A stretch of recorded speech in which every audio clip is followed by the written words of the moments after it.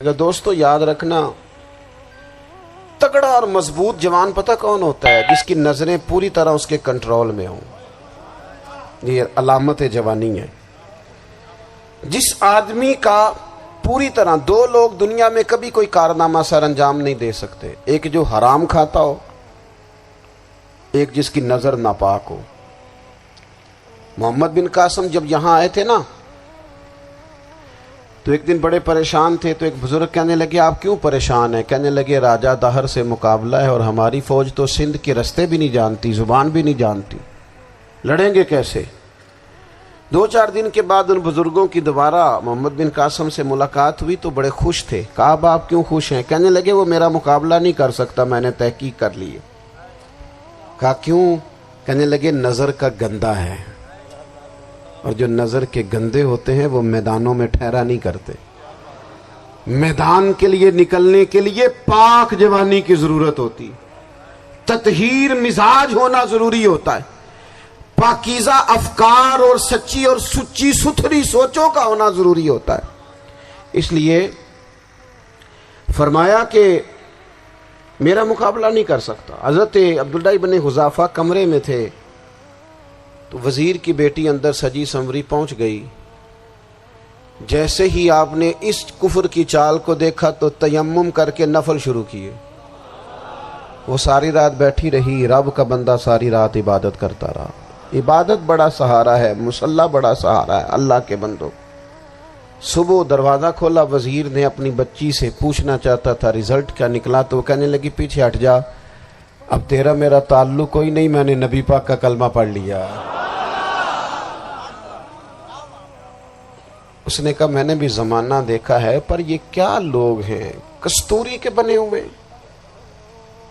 سندل سے دھلے ہوئے، کہ میں ساری رات کمرے میں رہی اور 100 اور 1000 آدمی جس جوان کا مقابلہ نہ کر سکے، اتنا طاقتور جوان کمرے میں رہا اور اس نے نظر اٹھا کے نہ دیکھا۔ او کچا رنگ للاری والا جڑا چڑھدا تے لیندا رہندا ہے، اے عشق تیرے دا رنگ محمد چڑھیا پھر نہیں لیندا۔ میں کہا ایک دفعہ نظر اٹھا کے نہیں دیکھا، کمال ہو گئی۔ اتنے بڑے لوگ، اتنی بڑی سعادت مندی، فیروز بختی، معاملہ فہمی حد ہو گئی۔ اللہ اکبر۔ دوستو بادشاہ جب پوری طرح ہار گیا نا، اس نے کہا مار دو۔ تیل گرم کیا ایک کڑاہی میں، اور جب آپ کو اس میں ڈالنے لگے تو آپ کی آنکھوں میں آنسو آ گئے۔ بادشاہ کا خیال ہوا شاید نرم ہو گئے ہیں، کہنے لگا روئے کیوں؟ فرمانے لگے سوچتا ہوں جان ہی ایک ہے، کتنا مزہ ہے اس کی راہ میں جان دینے کا، کتنی لذت ہے اس کے نام پر مرنے میں، کتنا لطف ہے۔ جے تو چڑھیا اتے دار بھی نہیں، تے جے تو وکیا عشق بازار بھی نہیں، تے ایڈا سستا سودا پیار بھی نہیں، تے ایڈا سستا لبدا یار بھی نہیں۔ کئی جنگل گانے پیندے نہیں، کئی دوزخ لنگنے پیندے نہیں، جے وہ اس ملوں بھی مل جاوے، ایدوں سستا ہور بپار بھی نہیں۔ تے کچھ سمجھ نہ آوے لوکاں نوں وہ کادے نال شہید کرے، ڈٹھی یار دے ہاتھ تلوار بھی نہیں، پر او دا خالی جاندہ وار بھی نہیں۔ کہنے لگے ایک جان ہے نا، تو دل کرتا ہے ہزاروں ہوتی تو ایک ایک کر کے محبوب کے نام پہ قربان کرتا، جب میرے پاس ہے ہی ایک، کروں کیا؟ حضرت عبداللہ ابن حذافہ رضی اللہ تعالیٰ عنہ جب روئے اور بادشاہ نے یہ بات سنی، تو بادشاہ اٹھ کے کھڑا ہو گیا، سارے وزیروں مشیروں کو کہنے لگا تم نے کہا تھا نا بندہ ضائع کرنے والا نہیں، یہ بھی ضائع کرنے والا نہیں۔ کہنے لگا میرا ماتھا چومو، تم جیسے لوگوں کو قتل نہیں کرنا چاہیے، آزاد کرنا چاہیے۔ عزیز اپنی زندگی سے نا یہ بہت زیادہ ہرس، ہوس، طمع، اور یہ کسی بات کی بھی ہو، ہرس صرف پیسوں کی نہیں ہوتی ہے، شہرت کی بھی ہوتی ہے، یہ بیماری انسان کو اقتدار کی بھی ہوتی ہے، تعریف کی بھی بیماری ہوتی ہے، یہ سارے نقص ہوتے ہیں لوگوں کو، اور معاذ اللہ بعض جبوں کبوں کے اندر بھی ہوتے ہیں، وہاں بھی پنپتے ہیں۔ اپنی زندگی جب تک اس سادگی میں نہیں لاؤ گے جو رسول پاک نے عطا فرمائی ہے، جب لوگ آسانیوں میں پوری طرح الجھ گئے تو پھر وہ دور ہوئے اور کفر چڑھ گیا۔ دوسری بات، اللہ کے محبوب صلی اللہ تعالی علیہ وسلم کی محبت ہم سے تقاضا کرتی ہے کہ ہم اس مشن کے لیے کام کریں جس مشن کے لیے رسول پاک نے کام فرمایا ہے۔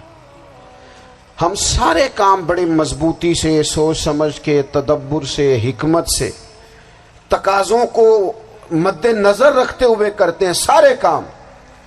دین کے کام میں ہمارا مزاج نہیں ہوتا، او ہو جائے گا جی، آپ بسم اللہ پڑھیں جی، شروع کریں جی۔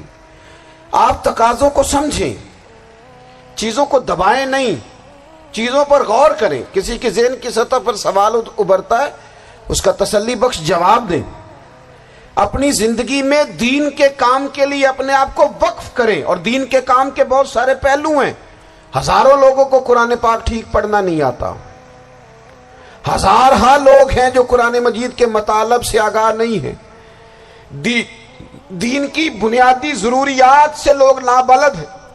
میں آپ کو کس طرح یہ بات سمجھاؤں کہ ہزاروں کی تعداد میں طلاقیں اس لیے ہوتی ہیں کہ مردوں کو طلاق کے مسئلے نہیں آتے، انہیں پتہ نہیں ہے کہ مجھے حقوق زوجین کے معاملے میں کیسے چلنا۔ ڈھیر سارے گھروں میں تباہی اس لیے ہے کہ تربیت اولاد کا دینی منہج ہمیں نہیں پتا۔ اپنا حصہ ملائیں دین کے کام میں۔ ایک آدمی کو اگر تو نمازی کرنے میں کامیاب ہو گیا، تیری زندگی بدل گئی۔ وہ دین بیزار لوگ جو ہمارے بیچ بیٹھ کے ہماری نوجوان نسل کو پگڑی اور داڑھی کا نام لے کے بنیادی طور پر دین سے دور کرتے، ایسے نوجوانوں کو دین کا پیغام محبت دے کر دین کے قریب کرنا ہماری ڈیوٹیوں کا حصہ ہے۔ ہمیں ذمہ داری کا احساس کرنا پڑے گا، ہمیں یہ خاص قدم اٹھانا پڑے گا، توجہ دینی پڑے گی۔ مساجد، مدارس، میں آپ سے عرض کروں، اتنی ڈٹ کے مخالفت ہوتی ہے نا مدرسوں کی، اتنی ڈٹ کے۔ میں ادارہ چلاتا ہوں، اس کے چلانے میں جو مشکلات ہیں وہ تو ہم بتا نہیں سکتے آپ کو، اس لیے کہ میری قوم، میرا اس قوم سے تعلق ہے جو نعت خواں امیر کرنا چاہتی ہے، مدرسے نہیں۔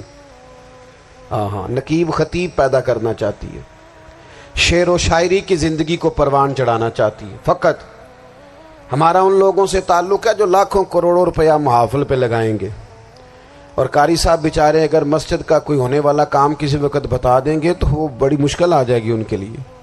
یہ کیسے ہو سکتا ہے، آپ نے یہ ڈیوٹی بتا دی؟ مدارس، اور جتنا اہم رول دین کو پھیلانے میں مدارس اسلامیہ کا ہے، اتنی زبردست۔ لوگوں کا خیال ہوتا ہے میری طرح کے لوگ شاید کام کرتے ہیں، ڈیوٹی کرتے ہیں۔ یہ 10-15 لوگ آپ کو نظر آتے ہیں جو آپ کو کہیں میڈیا پر یا ادھر ادھر ڈیوٹی کرتے، مخلص لوگ اپنی جگہ پہ، وہ بھی بڑا ہی کام کر رہے ہیں، جو میڈیا پہ آ کے بھی اخلاص سے اور درد دل سے کو دین کی، ان کی بھی کسی بات کی حوصلہ شکنی نہیں۔ لیکن ہزارہ اساتذہ جو مدارس میں بیٹھ کے پڑھاتے ہیں، جنہوں نے وہ سارے لوگ تیار، آپ سمجھ نہیں سکتے کتنا بڑا کام۔ حفظ کا استاد جو ہوتا ہے نا، اس کی ڈیوٹی 24 گھنٹے ہوتی ہے، فجر سے پہلے، اور اس نے بچوں کو اٹھانا ہے۔ تنخواہ تو ہم انہیں دینا نہیں نہ چاہتے جی، تنخواہ نہیں دے دی انہوں نے، ہمیں مولوی امیر نہ ہو جانا۔ مولوی نو تے سوٹ بھی 27ویں والی رات دے ہے تاکہ کدھر سوان کے عید والے دن پا نہ لوے، چونکہ 27ویں تو بعد تے درزی پھڑتا ہی کوئی نہیں، کیوں حضرت؟ ایسا ہی ہے نا، اس وقت تو نہیں نہ لیتا۔ تو ہم چاہتے ہیں مولوی ہماری مرضی کے، ہماری طرح کا سوٹ نہ پہن لے۔